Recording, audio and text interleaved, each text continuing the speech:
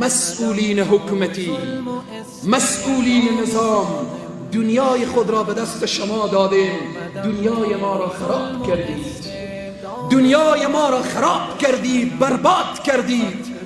دین خود را به دست شما نمیدید، دین خود را دیگه به شما نمی سپاریم. دین هست، این جان ناقابل فدای دین اسلام.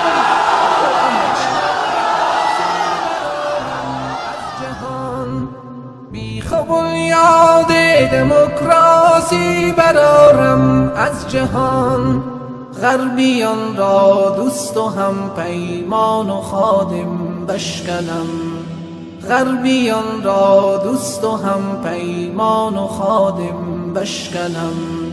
آمدم تا ظلم و استبداد ظالم بشکنم، فرق خونخواران دهر و جور حاکم بشکنم.